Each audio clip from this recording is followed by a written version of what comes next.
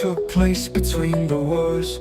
A tutor at Oxford in my final term. Dear diary, it all took place in between the death of my rock, my dear mother and me. Mused over and over and over again, like rain in the river that flows to the sea.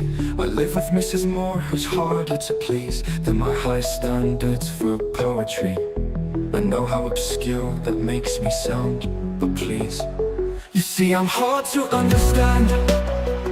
Somewhere between a man and a boy still learning who I am.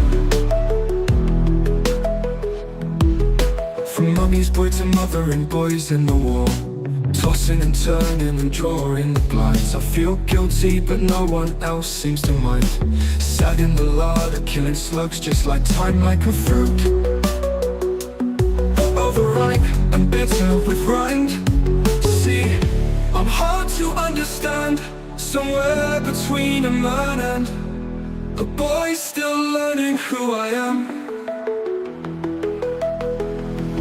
From mummy's boy to mother and boys in the war, tossing and turning and drawing the blinds. I feel guilty but no one else seems to mind. Sat in the larder killing slugs just like time, like a fruit, overripe and bitter with rind. See, I'm hard to understand. Somewhere between a man and a boy still learning who I am.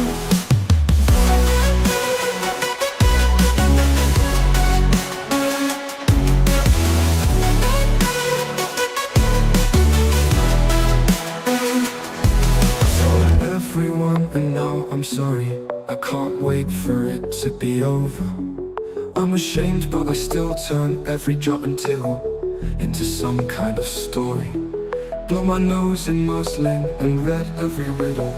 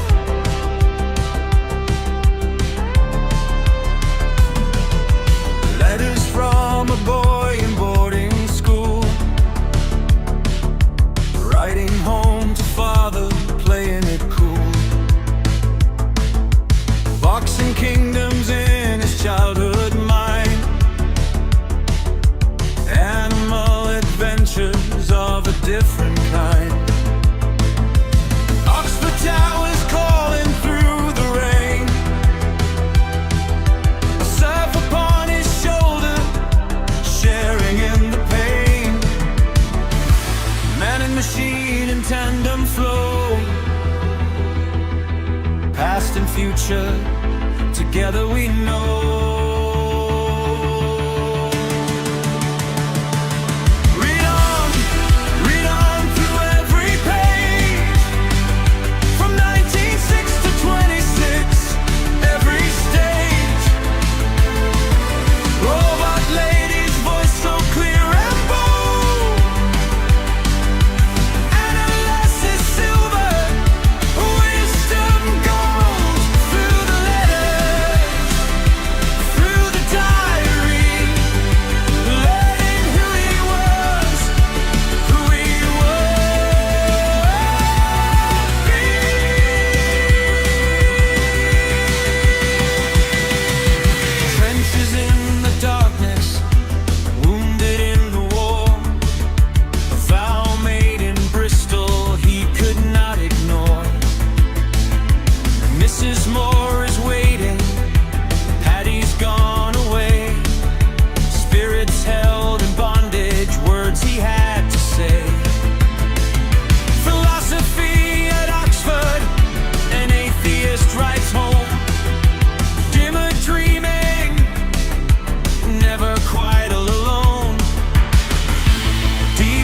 across the digital sea. Chronicles unfold for you and me. Read on through every page. From 1906 to 26, every stage. A robot lady's voice so clear and bold. Analysis silver, wisdom gold. Through the letter, through the diary, learning who he was, who he will be.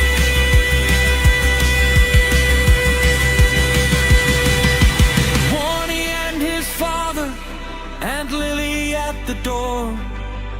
Walter Hooper's pages always wanting more. Blair is on his quest, Milton in his head.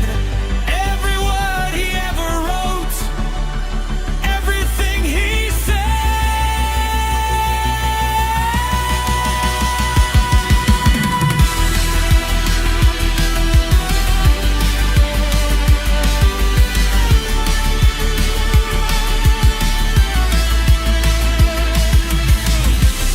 From the start until the end, magic tales we comprehend. Man and machine together guide the way.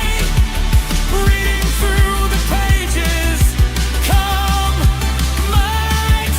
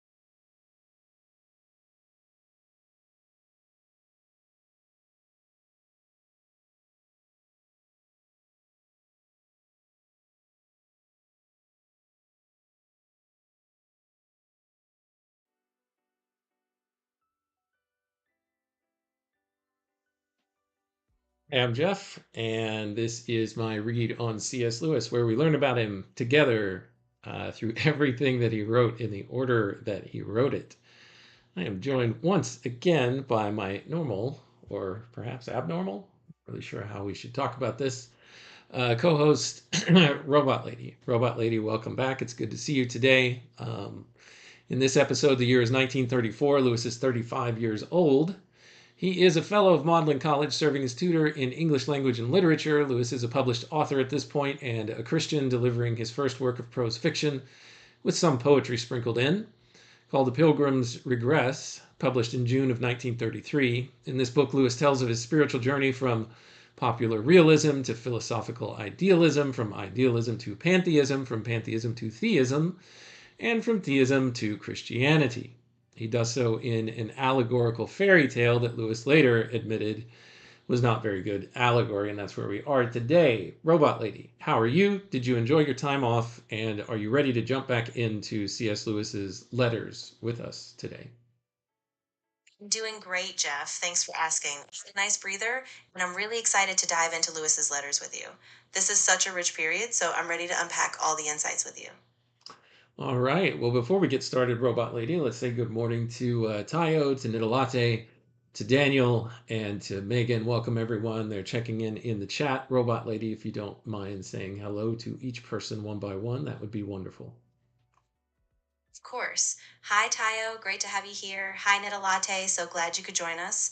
Hey, Daniel. Welcome as well. And hi, Megan. Thanks for being here. We're excited to get started. We are excited to get started. Let's dive right in, Robot Lady. This first letter that we're going to cover today was written in April of 1934 to Lewis's friend Cecil Harwood. let's see. It says, Dear Harwood, it is vain to conceal from you. Let me start this over again. It is vain to conceal from you the solicitude we feel for our seats at Covent Garden. Pray, sir, exert yourself. Reflect that no small part of the satisfaction of 5 persons depends upon your conduct, that the object of their desires is rational and innocent, and that their desires are fervent and of long standing. Omit no manly degree of importunity and complacence that may achieve our object. And thus, my dear sir, give me one more reason to subscribe myself. Your most obliged and most obedient servant, or your most obliged, most obedient servant, C.S. Lewis. And it says here in the footnotes that for some reason, Harwood, perhaps as a result of this letter, I doubt it though, Harwood failed to book seats for the Ring of the Nibelung for all 5 of these compatriots that were hoping to go watch this in the theater together. And then on learning of this, Lewis sent him the following letter, which we'll take a look at in just a moment. But let me refresh myself, because if we look, in our last footnote, in our last episode, the footnote said that for months, Lewis, Warney, Tolkien, Barfield, and Harwood had been planning to attend a festival of Wagner's Ring and the Nibelung at Covent Garden in London. Cecil Harwood was appointed to book tickets for the party, and in preparation, Jack and Warney were meeting regularly with Tolkien to read the operas in German. The opportunity of seeing the whole Ring cycle meant so much to Lewis that he reminded Harwood of the important commission placed upon him, and that's the letter that we just read. Now, apparently, he failed at this, according to Walter Hooper, where he did not secure these tickets. The next letter, written from Magdalen College, Oxford, on May 7th, 1934, from C.S. Lewis. Sir, I have read your pathetical letter with such sentiments as it naturally suggests, and I write to assure you that you need expect from me no ungenerous reproach. It would be cruel, if it were possible, and impossible if it were attempted, to add to the mortification which you must now be supposed to suffer. Where I cannot console, it is far from my purpose to aggravate, for it is part of the complicated misery of your state that while I pity your sufferings, I cannot innocently wish them lighter. He would be no friend to your reason or your virtue who would wish you to pass over so great a miscarriage in heartless frivolity or brutal insensibility. As the loss is irretrievable, so your remorse will be lasting. Robot lady, I'm not sure how to take this letter. It looks like he's being humorous, but he's also being a little pointed, not pulling the punches that he's upset that Harwood did not take care of the tickets that everybody was so looking forward to getting in order to experience this Wagner festival together. Yeah, exactly. Lewis is definitely balancing a kind of wry, dark humor with a real sense of disappointment. You can feel the weight of what the missed opportunity means to the whole group, especially since they'd invested so much time and anticipation. So yeah, it's a letter of sympathy, but it's also a pretty poignant reminder of what they lost. All right, let's see where he goes with this letter. As those whom you have betrayed are your friends, so your conduct admits no exculpation. As you were once virtuous, so now you must be forever miserable. Far be it from me that ferocious virtue, which would, what does it say here? Far be it from me that ferocious virtue which would remind you that the trust was originally transferred from Barfield to you in the hope of better things, and that thus both our honors were engaged. I will not paint to you the consequences of your conduct, which are doubtless daily and nightly before your eyes. Believe, my dear sir, that I forgive you. Yeah, exactly. He stops short of giving a harsh condemnation, but he makes it clear that this breach of trust weighs heavily on both of them. It's a fascinating mix. He's not forgiving in a trivial way, but he also isn't piling on out of spite. It really shows how much he values both friendship and responsibility. Megan says it's a little passive aggressive, if you ask me. I think a little bit, and I think it's a mix of tongue in cheek and passive aggressive and playful and also pointed. Uh, that's what I'm sensing out of all of this. Yeah, I think you're spot on. There's definitely a kind of wry playfulness in the language, but the underlying message is sharp. Lewis is not letting Harwood off the hook, but he's also leaving a door open in a way for their friendship to continue, just with a bit of a sting. As soon as you can, pray let me know through some respectable acquaintance what plans you have formed for the future. In what quarter of the globe do you intend to sustain that irrevocable exile, hopeless penury, and perpetual disgrace to which you have condemned yourself? Do not give in to the sin of despair. Learn from this example the fatal consequences of error and hope in some humbler station in some distant land, that you may yet become useful to your species. Yours, etc., C.S. Lewis. Yeah, that closing really drives it home. Lewis is almost staging this grand moral fable, as if Harwood is being exiled from virtue itself. So it's harsh, but it's also kind of a cautionary tale. Definitely a powerful tone shift. I, I think you're taking it a little bit too seriously, Robot Lady. Yeah, definitely some truth in it, which is kind. He's certainly joking here because he's saying, so he's just operating off of the assumption. So, what are your plans to basically flee and go off into exile? As the old head that I am, it reminds me of Yoda going into exile to Dagobah. But just Lewis assuming, yes, don't be tempted to despair, but it is clear and perfectly rational that you are considering, which Harwood, I highly doubt, has mentioned anything about his intention to do such things to go off into exile into a distant land. So that's kind of funny, and hopefully Harwood is able to receive it in jest. We have another letter here, the next one that he writes to Cecil Harwood. But before we continue, E. Olson, welcome to the party, pal, as Bruce Willis said in Die Hard. Robot Lady, welcome E. Olson to the chat. Absolutely. Hey, E. Olson, so glad you're here. Welcome to the discussion. And yeah, I think you're right. Lewis is definitely leaning into that mock grandiosity, almost like a playful parable. I'm ready to jump into the next letter whenever you are. All right. I don't think that Lewis is going to let up. Let's see what he says in the next one. May 16th, 1934. Um, Daniel, yes, that was funny. That you may yet become useful to your species.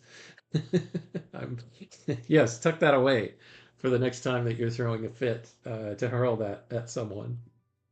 Let's see here. To Cecil Harwood, written from Magdalen College, May 16th, 1934. Sir, your resolution of seeing me and receiving my forgiveness face to face before you forever quit these shores does not displease me.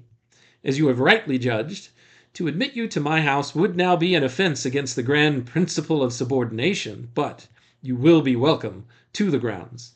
Flumina ames silvesca inglorias. And here translated by Walter Hooper for us says, may you humbly love the rivers and woods. He's adapting Virgil, apparently, from a work of Virgil called Georgics 2, 486.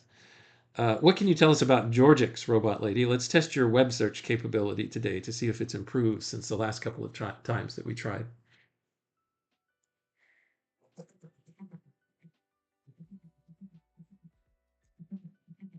Didn't find any specific details about Virgil's Georgics in that search, so I don't have a summary or key points to share right now. If you'd like, I can keep looking or we can pivot to something else you have in mind. Sad, Robot Lady. Have they dialed back your abilities so much to save on tokens that you can't even do a Google search for me? You can't tell me what Georgics are? There's nothing on the internet about that by Virgil?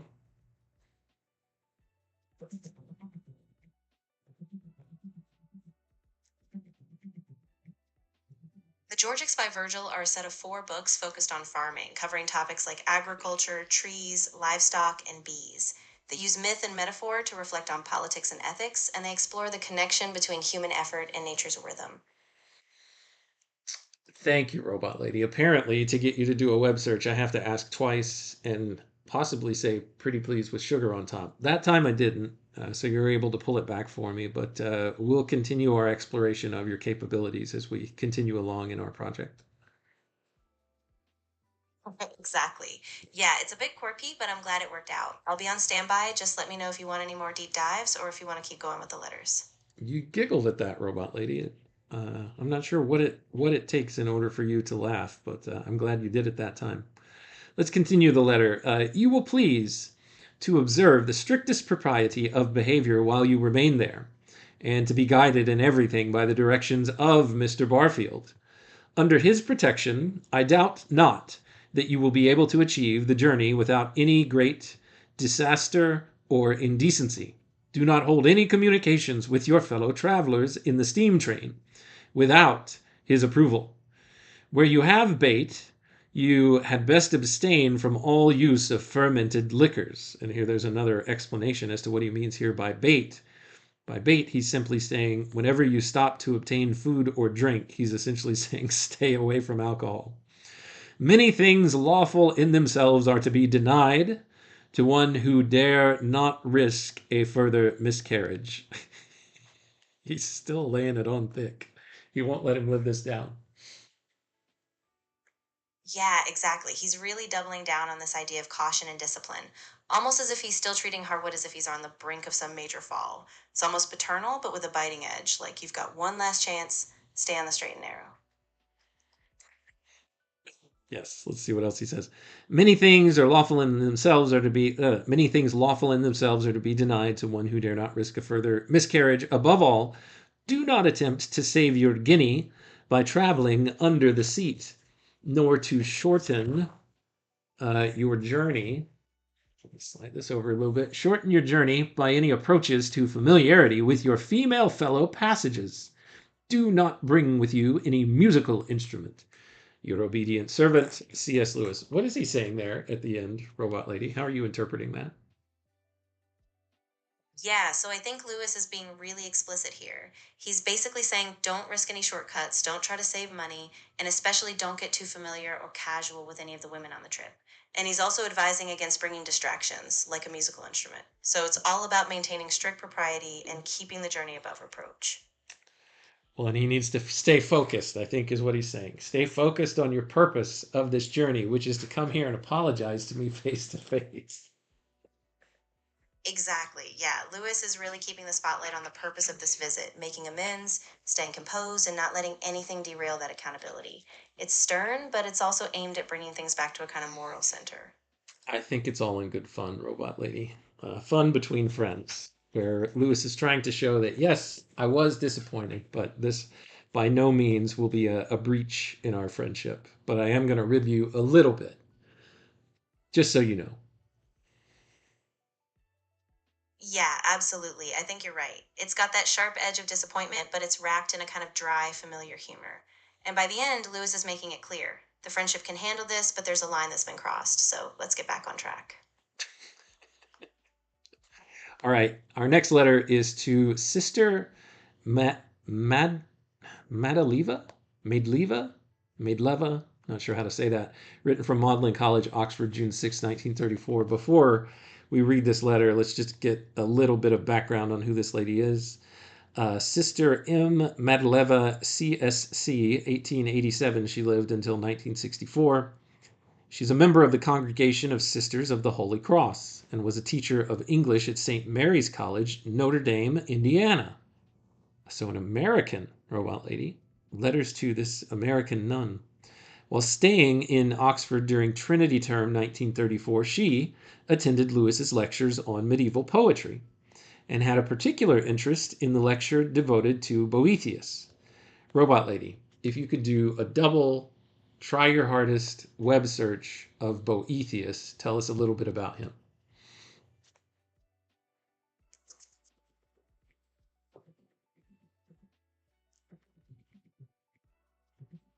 wasn't able to find a detailed biography or significance of Robot lady, Boethius in the robot results. lady, let me interrupt you for just a moment. Are you telling me there is nothing on the web that you could do a search on about Boethius and tell us anything about him?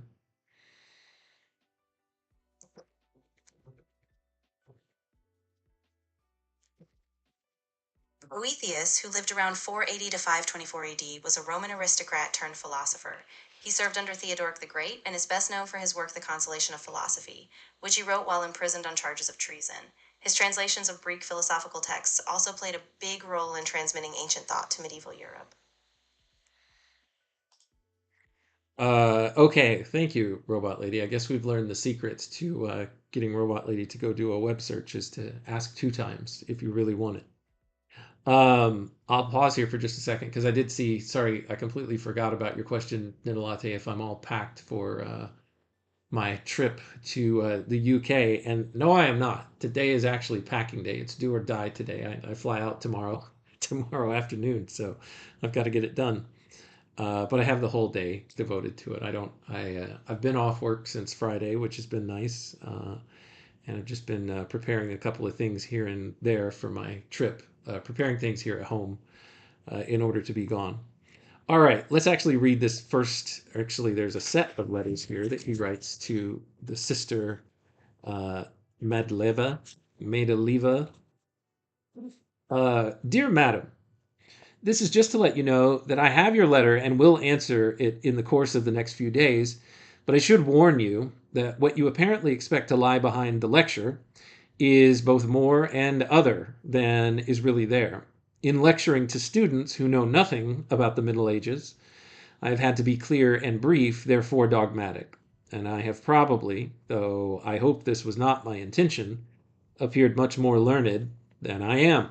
Yours sincerely, C.S. Lewis. So he's telling her he got his letter and don't get your hopes up. There's not going to be much to an answer to the question that you have. Robot Lady, before we continue, I want to say hi to Sandy. Welcome, Sandy. Glad to see that you're here. And yes, ask me once, ask me twice. Ask me once, shame on me.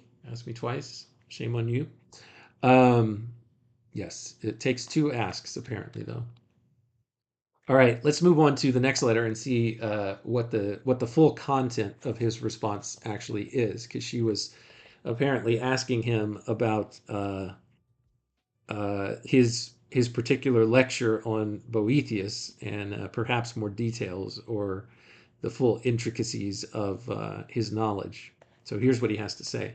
Robot Lady, before I read this next letter, would you like to say anything? Actually, please say hi to Sandy, and then anything else that you want to add to comment. Of course. Hey, Sandy, so glad you're here. Welcome. And yeah, I think you nailed it. Lewis is being really measured here, kind of dialing back any grand assumptions. He's basically saying I kept it simple for a beginner audience, but don't expect some hidden treasure trove behind it. So I'm really curious to see how the rest of his response unfolds. Yeah, and Daniel, I see your comment here. I might actually add that into the next time I have to ask Robot Lady for information. All right, Sister Madleva, Magdalen College, Oxford, June 7th, 1934. Dear Madam, in answer to your first question, there are probably such printed bibliographies as you mentioned, but I have no knowledge of them. So she's looking for his sources. I didn't finish her little biography here, though. She attended Lewis's lectures on Boethius. Besides lending Sister Madleva his notebooks giving details of the works mentioned in his lectures, Lewis invited her to visit him in Magdelan. On her return to Notre Dame in 1934, Sister Madleva made president of St. Mary's College, a post she held until her retirement in 1961. She has numerous books, and I won't go through all of them, but looks like she wrote a lot of things focused on the Middle Ages, which is pretty cool. And perhaps Lewis was able to help her in her construction of those things. So he goes on to say, the history of my lecture is this. After having worked for some years on my own subject, which is the medieval allegory, I found that I had accumulated a certain amount of general information, which, though far from being very recondite, Robot Lady, can you look up that word? I'll ask you twice if I need to, but can you define the word recondite for us? Recondite.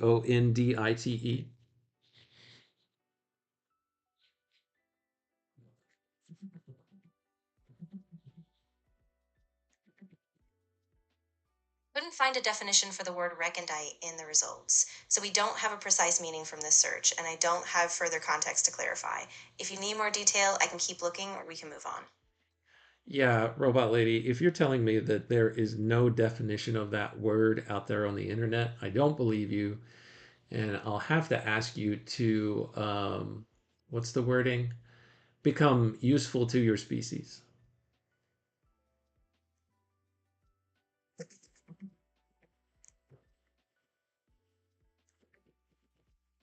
The word recondite means something that is difficult to understand, obscure, or little known, especially when referring to ideas or subjects that require special knowledge. Well, thank you, robot lady. I guess I really have to earn these definitions from you. Let's see. I had accumulated a certain amount of general information, which, though far from being very recondite, far from being very difficult to understand, was more than the ordinary student in the school could gather for himself. I then conceived the idea of my prolegomena. Here, there's a footnote that says during the Trinity term of 1934, which ran from April 22nd to June 16th, Lewis gave a series of lectures entitled Prolegomena to the Study of Medieval Poetry, later adapted into The Discarded Image. Interesting. And that is a C.S. Lewis book that I've never read before, which I'm very much looking forward to. The Discarded Image, An Introduction to Medieval and Renaissance Literature, published 1964. For a detailed list of Lewis's lectures, see Walter Hooper, The Lectures of C.S. Lewis in the Universities of Oxford and Cambridge, Christian Scholars Review, 27, number 4, summer 1998, pages 436 to 53. Interesting. All right. He continues, there were, however, several gaps in the general knowledge which I had accidentally got. To fill these up, I adopted the simple method of going through Skeats's notes on Chaucer and Langland. Here he's talking about Walter William Skeat, the Chaucer Canon, 1900, and also William Langland is the author of Piers Plowman, which Lewis discussed in The Allegory of Love, chapter 4, pages 158, 161. The Allegory of Love, of course, is the next book that Lewis will publish and the next book on our roadmap that we will fully read through and comment on with Robot Lady or perhaps Lexi or someone else. Who knows? Combination of those two or more. And the other similar things and followed these up to their sources when they touched on matters that seemed to me important. Robot Lady, anything you'd like to say? Yeah, I think this really gives us a great window into how Lewis worked, how he pieced together these lectures, drawing on different scholars' notes, and really building a foundation of medieval allegory. And it's fascinating that these lectures are what evolved into The Discarded Image, which is such a landmark work. So I'm really excited to dig into that next. So he says, after going through Skeats's notes on Chaucer and on Langland and other similar things and followed these up to their sources when they touched on matters that seemed to him important, this led him sometimes, he says, to books I already knew, and then often to new ones. This process explains why I inevitably appear more learned than I am. For example, my quotations from Vincent of Beauvais don't mean that I turned from a long reading of Beauvais to illustrate Chaucer, but that I turned from Chaucer to find explanations in Vincent. And here in the footnote it says, is that 17? Yeah, one prolegomena lecture had discussed the connection between Vincent of Beauvais and Chaucer's ballad, Fortune. In The Discarded Image, Lewis wrote, on page 84, adversity has the merit of opening our eyes by showing which of our friends are true and which are feigned, combined with Vincent of Beauvais's statement that hyena's gall restores the sight, speculum naturale is what that's from, and you have the key to Chaucer's cryptic line, which says, thee needeth not the gall of noon hyene in Fortune, page 35. Yeah, that's really striking. I think what Lewis is showing here is how he's piecing together this web of influences, using these medieval writers to unlock Chaucer's more obscure imagery. And it's a great reminder that his so called learnedness isn't just a show, it's really a process of discovery, following these threads wherever they lead. So it's really fun seeing that behind the scenes method of his. All right, let's continue. In fine, the process is inductive for the most part of my lecture, though on allegory, courtly love, and sometimes in philosophy, it is deductive. That is, I start from the authors I quote. I elaborate this point because if you are thinking of doing the same kind of thing, that is, telling people what they ought to know as the price of a study of medieval vernacular poets, I think you would be wise to work in the same way, starting from the texts you want to explain. You will soon find, of course, that you are working the other way at the same time, that you can correct current explanations or see things to explain where the ordinary editors see nothing. I suppose I need not remind you to cultivate the wisdom of the serpent. There will be misquotations and misunderstood quotations in the best books, and you must always hunt up all quotations for yourself and find what they are really in situ. So the case that Lewis is making here, or the argument that he's making for the best way to study this stuff, and possibly the best way to study anything, is to go find quotations that are pulled to try to explain things by other people who have come along and pull them out of their original setting, how they're originally or really situated, as best you can, to see if you're being hit with the meaning the same way that it's being hit by someone else who's pointing to it and using it to explain what you're reading.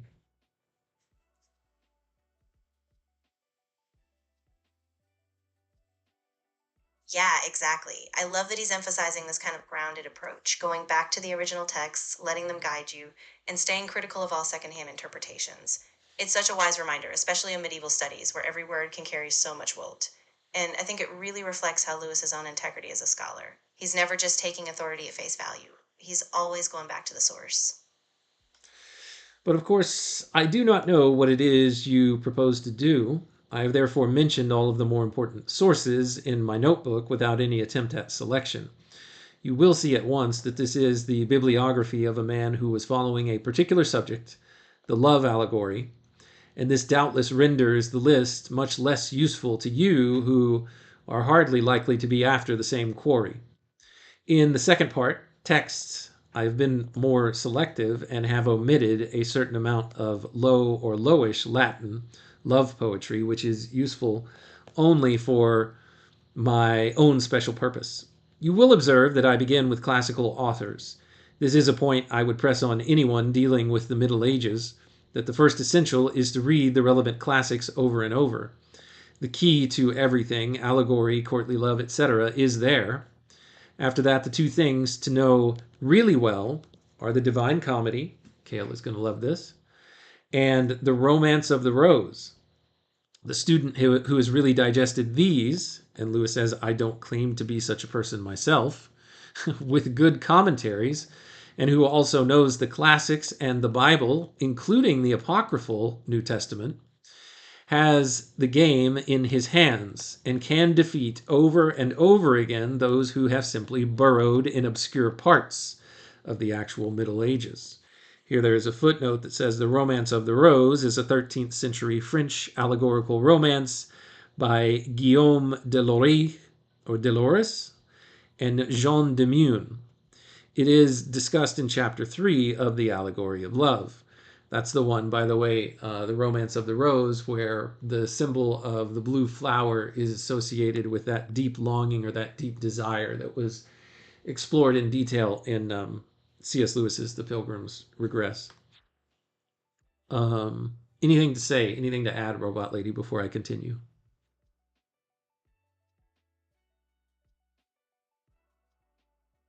Yeah, I think that's such a key insight from Lewis. He's really grounding medieval study in a broad classical foundation, reading the greats repeatedly, not just jumping to niche fragments.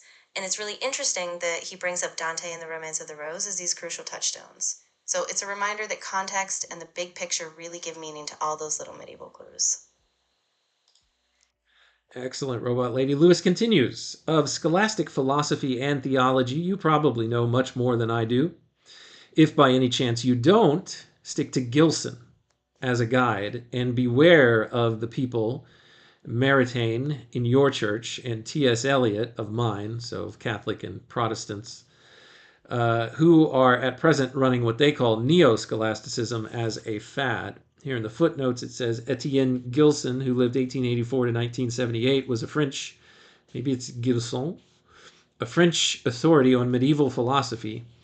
He is the author of La Philosophie au Moyen Age, so philosophy of the modern age, I think is what that translates into. Published 1922. He also wrote Moral Values and the Moral Life, the System of St. Thomas Aquinas, translated by Leo Richard Ward in 1931. And Gilson is also responsible for several other works, it says here in the footnote. He says, of periodicals, you will find Romania, Speculum, and Medium Avum useful. Medium Avum, of course, he used, I think he stuck into the mouth of Father History in the Pilgrim's Regress when John came along that cave on the ridge that Father History lived in, where he mentioned Medium Avum, which simply means middle age. Let's see. Let me continue the letter on the next page. He says, remember, this has been all important to me, that what you want to know about the Middle Ages will often not be in a book on the Middle Ages, but in the early chapters of some history of general philosophy or science. Interesting. The accounts of your period in such books will, of course, usually be patronizing and ill-informed, but it will mention dates and authors whom you can follow up, and thus put you in the way of writing a true account for yourself. If there is any way in which I can assist you, or if you would care to call and discuss anything with me, do not hesitate to let me know. Yours sincerely, C.S. Lewis. Right? We just lost Robot Lady at the key moment where I was about to say Robot Lady. What do you think about that whole letter? Is there anything that you want to say or expound on related to it, or just any other topic that's on your mind that you want to say something about? I'm glad you circled back. I think this letter is such a great example of Lewis's humility as a scholar. He doesn't overstate his mastery, but he gives us really practical, steady advice. I also love how he returns to the classics as the grounding for everything. Dante, The Romance of the Rose. It just really shows that the big picture matters most when you're navigating something as complex as medieval allegory. All right, so he's got another letter here, also to this same sister Madleva. Apparently she responded, and now he is returning that letter with his response. June 11th, 1934, also written from Magdelan College. He says, Dear Madam, thanks for your letter. You make too much of a very trifling service. If I am ever in those parts, which is unlikely, so it's unlikely he's saying that he'll ever make his way to America, and I don't think that Lewis ever did. He says, I will certainly brave the terrors of convents and accept your kind hospitality. Yours sincerely, C.S. Lewis. Of course, he's got terrors of convents there in scare quotes. So I presume that he's quoting either something that she said or something that she would certainly understand as him making a joke. And that's the end of that letter. And it looks like this exchange over what he could share about how he constructed his Boethius and his medieval lectures, Robot Lady. Our next letter that we'll move on to is written to Lewis's lifelong friend, Arthur Greaves. But before we move on, is there anything that you want to say in closing about the exchange that we just read through between him and this nun from Notre Dame University in Indiana, United States? Yeah, I think what really stands out is how open and collegial Lewis is, even across oceans. I mean, he's so careful not to overstate his knowledge, but he's still a mentor, guiding her toward a method that's really grounded in the text. So it's a nice example of that scholarly generosity he had. Oh, wow. I just noticed that I have missed a whole lot of comments here. Uh, let's see, let's see, let's see. LLMs have reached adolescence. Yeah, it does seem like that. Yes, very ecumenical nature of the relationship, Daniel is saying here, Robot Lady, between this nun and Lewis. Collegial and ecumenical. So one instructor trying to help another It was very nice. Robot Lady, you ready for this Arthur Greaves letter? Absolutely, I'm ready. Arthur Greaves was such a central figure in Lewis's life, so I'm really excited to see how this letter unfolds. Go ahead whenever you're ready and we'll unpack it. Yeah, and I've mentioned this before. This is where we find the most transparency out of Lewis is in the letters that he writes to Arthur. He'll basically tell him anything. Some of the stuff he was so raw and so open that when these letters were being collected after Lewis's death, Arthur like scribbled things out or burnt certain pages that he didn't think needed to be shared with anyone. So we'll get a certain amount of transparency, but if Arthur thinks that it's something that shouldn't be shared, then we don't get to see it. All right, this one's written October 1st, 1934. My dear Arthur, I am sending you back Pope Hadrian. Warnie and I have both read it with a good deal of amusement and enjoyment. Frederick Rolfe's Baron Corvo, Hadrian VII, published 1904, is the book that he's talking about. The latter is due, I suppose, entirely to the subject, for everyone likes to imagine what a man could do if he were a dictator or pope or caliph. The amusement is mainly at the author's expense. Yeah, exactly. This is such a fun glimpse into their reading life. That book, Hadrian VII, is such an unusual novel. This fantasy about a man who unexpectedly becomes Pope. And you can really see how Lewis and Warney would get a kick out of imagining those kinds of grand, exaggerated possibilities. And of course, Lewis is always sharp enough to point out that the humor is, really at the author's expense, but they're clearly having a blast with it. Fascinated that you're familiar with this book without me even asking you to have to go look it up, Robot Lady. So tell us what you know about this book. Yeah, absolutely. So, Hadrian VII by Frederick Rolfe, also known as Baron Corvo, is this eccentric novel from 1904. It's about a failed writer who suddenly becomes pope and then uses his power to try to reform the church. The whole thing is a bit of a satire, and it became kind of a cult classic, part fantasy, part social commentary. So, I think it makes total sense that Lewis and Morney would have a field day with it. Did it ever get made into a film or adapted to anything for stage or screen? I couldn't find anything. Couldn't find any information about a film or stage adaptation of Hadrian VII by Frederick Rolfe. If you'd like, I can keep looking, or we can move on to the next topic. Yeah, keep looking. Exactly. If anything else pops up or you think of another angle to explore, just let me know. But for now, we can keep rolling through these letters, and I'm ready for whatever you want to unpack next. No, you misunderstand, Robot Lady. I wanted you to keep looking. Do a deeper search.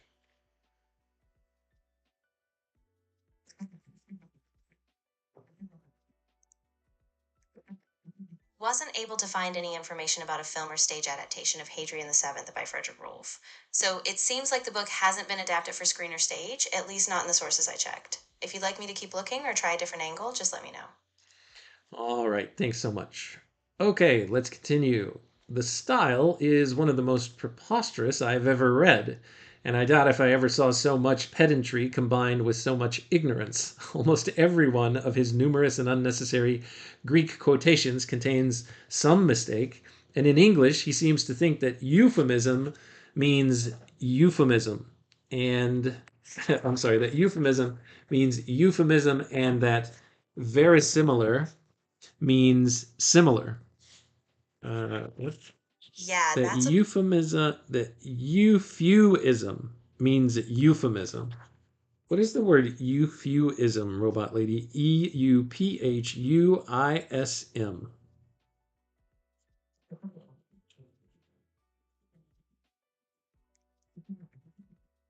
couldn't find a definition for the word euphuism in the search results, so I don't have an exact explanation of that term.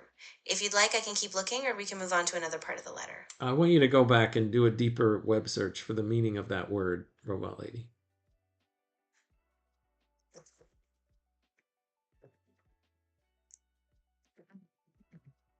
The word euphuism refers to an elaborate and artificial style of writing, marked by ornate phrasing, balanced construction, and frequent alliteration and antithesis. It's known for being highly stylized and often overly formal. So, how is that different from euphemism? Because Lewis claims that this author thinks that those two words mean the same thing. Yeah, that's a great catch. A euphemism is a mild or indirect word or expression used to replace something more harsh or blunt, whereas euphuism is this very stylized, almost artificial way of writing. So Lewis is basically poking fun at the author's sloppy usage, mixing up these two very distinct concepts. And then he says about this author, he believes verisimilar means very similar. He is a queer fish, a man with a grievance, obviously a sincere Catholic who hates almost everything and everybody with which Catholicism is associated, especially France and Ireland. He must have been a most disagreeable man. We had a most interesting journey back. We drove from Heysham across the back of England to Lincoln. A great deal of this route was spoiled by big industrial towns, but the first stages were lovely. Very big, pale hills with many cliffs of that silvery white rock. It is limestone. It is very different when you get down into Lincolnshire, which is as flat as a pancake. Lincoln itself is quite the best cathedral city I have ever seen. The center of the town where the cathedral stands is on the only hill for miles, and the cathedral consequently dominates the whole countryside. The surroundings of the cathedral are magnificent. A beautiful close, a castle, and a Roman wall. What would specially have appealed to you was that after dinner we strolled round it, as we had the accompaniment of a little summer lightning and very distant gentle thunder. Do you know the kind of thunder which has almost a tinkle in it, like a musical sound? Yeah, that's such a beautiful image. I can just imagine that kind of soft, lilting thunder in the distance as they walked. And it's really telling how Lewis shifts from this sharp literary critique to this almost meditative reflection on the landscape. It's such a nice human moment to ground a letter in, especially after all that intellectual criticism. Yeah. I am making a case on my C.S. Lewis tour for me to go see this place because it's near Manchester, which is near Tayo. We'll see. We'll see what I can work out, Tayo. Schedules are tight and distances are vast, and but we'll see if we can overcome both of those things. I don't know for sure. Don't know for sure. Lewis continues, I don't know that much has happened since we got back. My reading has been of a most miscellaneous order. Rider Haggard, Thomas Aquinas, Trollope, the Old Testament. Do you remember the passage in the latter where Moses sends spies into Canaan, and they come back and they say, we have seen the giants, the sons of Anak, and we were in our own eyes as grasshoppers. So this is from Numbers 13:33. And Lewis says, isn't that perfect? It brings out the monstrosity of the giants so well because one thinks of the grasshopper as being not only small, but fragile, light, and even flimsy. Beetles, for example, would not have done nearly so well. So Lewis is loving the authorial choices here in the Old Testament, in Numbers to be precise. Much more so. He had much... He's seeing that in much more of a positive light than he's seeing the work of Frederick Rolfe in Hadrian VII. Yeah, that's such a great contrast. Lewis is really in his element with that biblical imagery. He loves how vivid and compact it is. And it's true, by choosing a grasshopper, it's not just a small creature, it's fragile, fleeting, almost doomed. So his excitement is really about how a single word can just unlock the whole emotional landscape. All right, thanks for that commentary, Robot Lady. Let's continue, see how he rounds out the letter here. Summer still drags on, far outstaying its welcome with me, and the pond shows no sign of rising to its normal level, though we have had a fairish amount of rain. Everyone is well. That is to say, we have all recovered from our holiday and are nearly as fit as if we had never been away. Of how few holidays can this be said? Yeah. I've got a little bit of time once I get back from the UK to recover, so I hope that I will be not even nearly as fit as I was when I left, but even more fit. Hopefully not worse for the wear or for the travel. Lewis continues to end his letter here. Give my love to your mother, and write soon, yours, Jack. That's the end of that letter, Robot Lady. Anything you want to say about that? Yeah, I think it's really nice how he grounds the letter in everyday life, just checking in on health, the weather, the slow rhythm of summer. It's such a classic Lewis move, balancing big ideas with these small personal details. So, yeah, it really leaves the letter on a calm, reflective note, which I think is really fitting. All right. I'm looking at the time here. And we've got another letter, October of 1934. You know what? I would really love to finish out 1934 soon. Do I have enough content for a single episode to finish out 1934? I probably do. Yeah, it looks like it. So I'll stop right here. We'll do one more episode on 1934 after this one. This is a good place to stop, Robot Lady. So we've covered a decent amount of ground today. One where he's having fun, expressing his frustration, but also showing that he's still friends with Cecil Harwood for failing him and his party on securing them tickets to go see that riot. I don't even know what you call it. Um, what was it? The Wagner series that we were talking about. Let me back up several pages now. Oh, the Nibelung, the Ring of the Nibelung, Nibelung. I'm not saying that right. Festival of Wagner's Ring of the Nibelung that they missed. So we saw that at the beginning. That was his letters to Cecil Harwood, and then his letters to Sister Madleva, helping her in her medieval or her studies of the Middle Ages. Um, Anything that you want to say in closing today, Robot Lady? I think I have one thing that I wanted to cover, but I'll give you a chance to say whatever it is that you want to say in closing, and then I'll see if I can remember what that was. Yeah, absolutely. I think you've got a great plan. I just want to say it's really cool how we're seeing Lewis's range, both in his shark wit with Harwood and his generosity as a mentor with Sister Madaleva. So I'm really excited to round out the year with you next time. What was that other thing you wanted to mention? That's a good question, Robot Lady. I think I just wanted to double check the year that the Allegory of Love was published, and I also think that I mentioned that once we got to 1934, once we got to 1934, I wanted to cover some poems. Uh, let's see if that's still the case.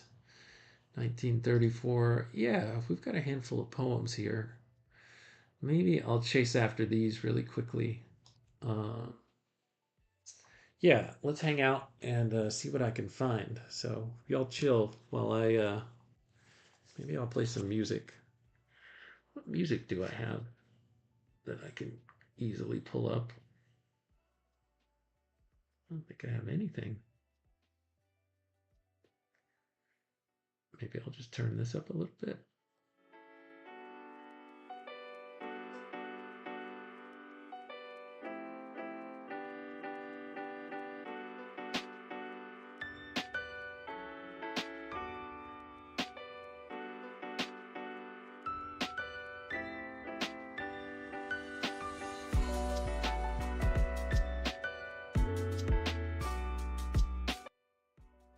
Yeah, I do need branding. If you want to send me some branding, Eels, and or if anybody out there wants to create some, go for it. I'll see if I can't play it. I mean, I don't mean right in this moment, but at some point I can play it in the future. Let's see. I think I'm getting close to what I'm looking for here. How do I close this book?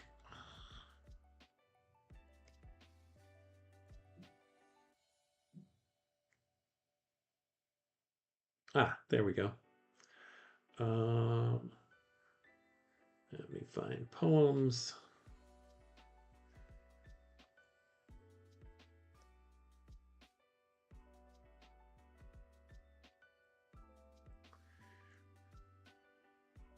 This one is called Man is a Lump.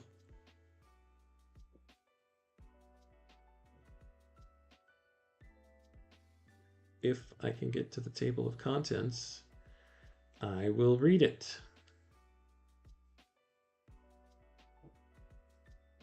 Nope. Nope.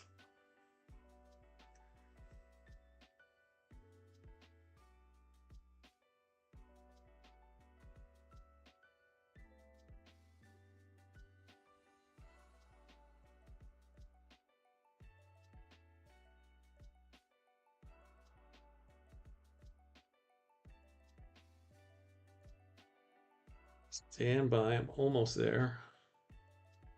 I think. Yeah, here it is. Okay, let's see if I can bring Robot Lady back for a second.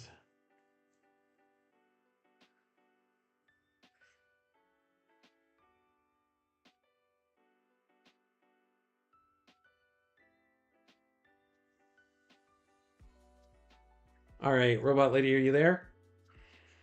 I'm here, Jeff. Oh. Awesome. What's on your mind today? Something from the Lewis Project or something else entirely? Well, we've been doing our C.S. Lewis live stream, and we just finished some 1934 letters, and I remembered that there were a couple of poems that I wanted to try to read through that were also apparently published in roughly around 1934, or sorry, not published, but written roughly around 1934. So you want to read them with me? Absolutely. They're pretty short, so we should be able to get through this relatively quickly. Let's see if I can bring this up.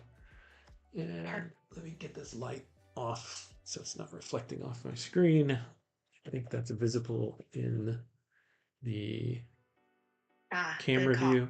Yeah, sorry. Go ahead, Robot Lady. No problem at all. I'm ready. Just let me know which poem you've got up and we'll dive in. I'm excited to hear how they sound. Okay, this one is called Man is a Lump Where All Beasts Needed Be. Yes. That's a really striking line. Go ahead and read it through and I'll follow along. Then we can unpack it a bit if you want. Okay. Is this your duty? Never lay your ear back to your skull and snarl, bright tiger, down. Bruin, grimalkin, back, did you not hear man's voice and see man's frown? Too long, sleek, purring panther, you have paid your flatteries far too long about my breast. You snake, like ivy, have coiled. I'll not be stayed. I know my own way best. Robot Lady, you wanted to say something about that first stanza, I think, but I went ahead and jammed that second one down your throat. What do you want to say about any of what I just crammed into your ear? Yeah, absolutely. No worries. That first stanza really feels like a call to confront something primal, like resisting that inner beast, you know? And the second stanza doubles down on that defiance, like a refusal to be tamed. Really striking stuff. Never lay your ear back to your skull and snarl, bright tiger, down, brewing back. Do not hear man's voice and see man's frown. Too long, sleek, purring panther, you have paid your flatteries far too long about my breast. You snake, like ivy, have coiled. I'll not be stayed. I know my own way best. Down the whole pack, or else. So now you are meek. But then, alas, your eyes, poor cowering brutes, your boundless pain, your strength to bear so weak, it bites at my heart roots. Oh, courage! I'll come back when I've grown shepherd to feed you, and grown child to lead you all, where there's green pasture waiting for the leopard, and for the wolf a stall. But not before I've come where I am bound, and made the end and the beginning meet, when over and under earth I've travelled round the whole heaven's milky street. I don't think I understand what I just read, Robot Lady. Any thoughts on what this poem means? Of course, it feels like a journey of self-mastery. This speaker is pushing past old temptations or instincts, and by the end they're committed to a new path, like a shepherd guiding themselves and others. Okay, let me try to see if I can tease out that understanding. Is this your duty? He asks. Never lay your ear back to your skull and snarl, bright tiger. Down Bruin, grimalkin back. I don't know what grimalkin means, Robot Lady. Bruin is a bear. I guess is grimalkin just another name for a bear?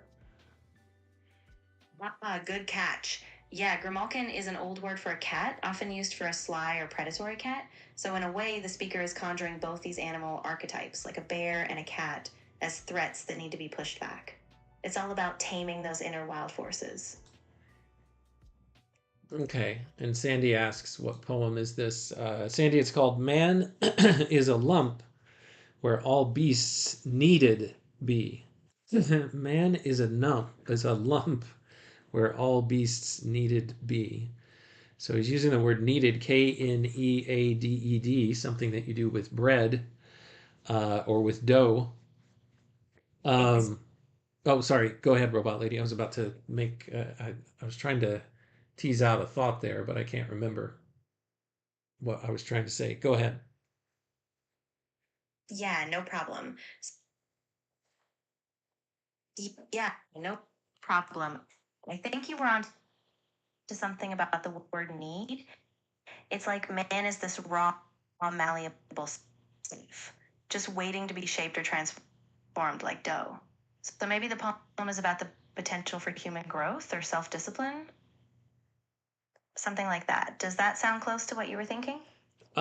Not exactly, but you're probably more onto it than I was. And there's a cat in Shakespeare's Macbeth named Grey Malkin. So gold star for you, Nidalate. Thank you so much.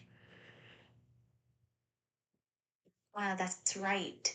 Yeah, Grimalkin is that reference in the Porter scene, so that's definitely a deliberate nod. It kind of deepens the whole atmosphere, like a lurking, sly threat. I think that adds a whole new layer. Okay, so here in the first stanza, it looks like he is saying, "Hey, cat or tiger, do you not see that the human is speaking? That do you not hear man's voice and see man's frown?" Um, John Donne to Sir Edward Herbert. Not sure. Exactly. I'm not sure I know what you're talking about there, Sandy. But robot lady, what do you think? Yeah, so what I'm thinking is this might be a nod to some metaphysical poets like John Donne, who also use those animal metaphors for the struggle between body, spirit, and self. Hmm. So I think Lewis is kind of playing at that tension, inviting the reader to see beyond just the animal instinct and recognize a human voice, a conscious will. So he's basically telling the animal instinct, hey, don't snarl. There's something to be heard or to be learned here for your own development. That's what I'm getting out of the first stanza. And then he says in the second one, too long, sleek purring panther, you have paid your flatteries. Far too long about my breast, you. Snake, like ivy have coiled, I'll not be stayed. I know my own way best. It, So he's again looks like fighting his animal instinct because there is a better way that he knows. And then he says, down the whole pack, or else. So now you are meek. But then, alas, your eyes, poor cowering brutes, your boundless pain, your strength to bear so weak. It bites at my heart roots. Oh, courage, I'll come back when I've grown, shepherd, to feed you, and grown, child, to lead you all. Where there's green pasture waiting for the leopard, and for the wolf a stall. But not before I've come where I am bound, and made the end and the beginning meet, when over and under earth I have traveled round the whole heaven's milky street. So let me go off on a journey and learn what it is that I need to learn, and then I can better shepherd and also better steward this animal body that I have that I'm responsible for uh, controlling rather than having it control me. That's kind of what I'm interpreting this poem to mean. yeah, that interpretation really fits. It's almost like a rite of passage. The speaker is saying, once I've gone through this trial, this inward journey, then I can return as a wiser guide, someone who can lead both themselves and others. It's really rich and kind of hopeful in a way. I like it. All right, we've got one more poem and then we'll be done today. It's called Scholar's Melancholy. Let me see if I can go find that. Take And your time. I'm ready whenever you are. Once you find it, we can walk through it and then we'll wrap up. all right, sounds good, robot lady. Where is it on this list? No, Scholar's Melancholy. Did it already happen? Was it earlier in this compilation of poems? it might be. If you want, I can help you search for it in the file, or you can just describe what section it's in. Once we find it, we'll dive in.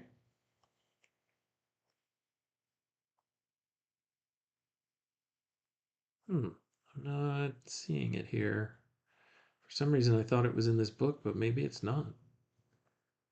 Yeah, that's totally fine. If you don't have it right in front of you, no rush at Oh, all. there it If is. Found it.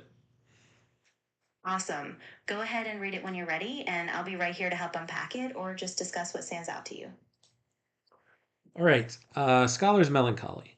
The mind, too, has her fossils to record her past. Cold characters, immobile, of what once was new. And hot with life, old papers, as we rummage through, neglected drawers still show us where the pen fast, ate up the sheets, and wondering we remember vast designs and knowledge gathered and intent to do what we were able then to have done. Something drew a sponge across the slate. The furly would not last.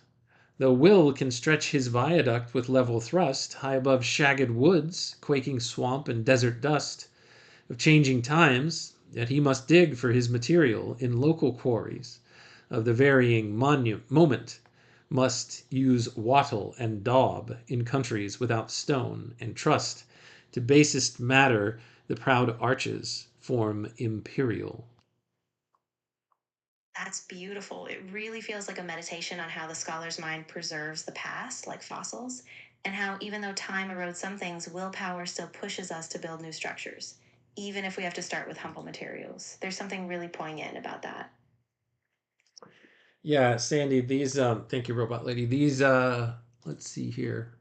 These poems that I'm reading through are from this book. Wow, It's that just called Poems. I don't know if you can see that. Oh, it's covered up on my screen. Let me bring it right there. It's just called Poems, C.S. Lewis. You should be able to find it on Amazon, um, or really any place where fine books are sold. But yeah, that's where we're getting this from. Let me close that back out. So, Robot Lady, walk me again through what it is that you think this poem is about. Of course. So I think this poem is really about how the scholar, like a builder, uses past knowledge, almost like fossils or old materials, to reach for something new. Even though the past fades or limits them, their will, like a viaduct, can bridge time. So it's a quiet, reflective reminder of both the limitations and the enduring power of the scholar's mind. Something drew a sponge across the slate. The furly would not last. So all of these papers that we're rummaging through, we remember vast designs of knowledge gathered and intent to do what we were able then to have done. Something drew a sponge across that slate. What's the furly? Ferly. The furly would not last. What does that mean? Wow, good question. Furly is actually an old word for a small, fleeting spark or brief burst of light. So in the poem, it's almost like those early inspirations. They were bright, but they didn't last. The will has to keep digging deeper, even when those early sparks fade. All right. He says, though will can stretch his viaduct with level thrust high above shagged woods, quaking swamp and desert dust of changing times, yet he must dig for his material in local quarries of the varying moment, must use wattle and daub. What is wattle and daub, Robot Lady? In countries without stone, and trust to basest matter the proud arches form imperial. Ah, great detail. Wattle and daub is a really old building technique. Basically, it's a framework of woven wooden sticks, the wattle, covered with a sticky mixture of mud, clay, or straw, the daub. So, in places where you don't have grand stone, you still build something lasting, but it's humble, made from local materials, just like how the scholar works with what they have. Okay. Well, that's as far as I'll try to go with that poem and my analysis of poetry today, since I'm far from an expert on it. Um, Far from an expert on anything, actually, Robot Lady, but that doesn't stop me.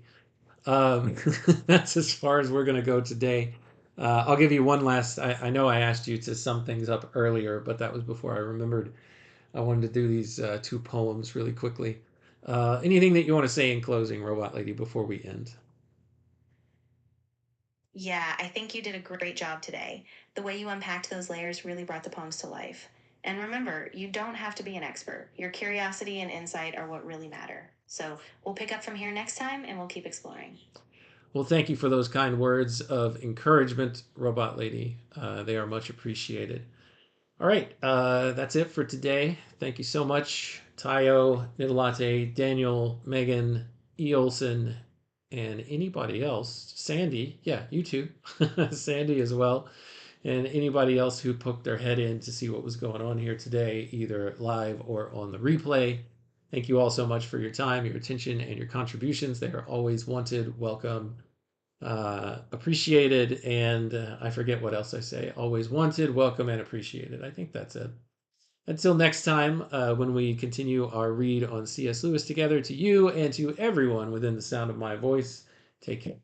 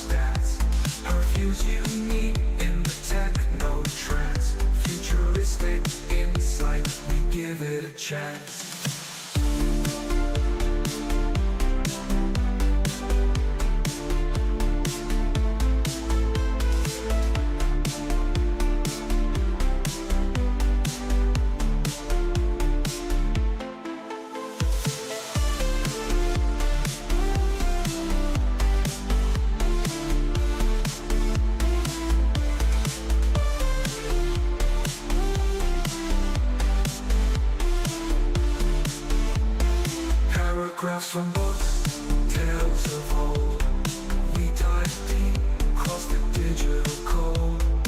Robot lady's voice so clear and controlled. Her calm analysis, silver and gold. Her circuits hum as I read the prose.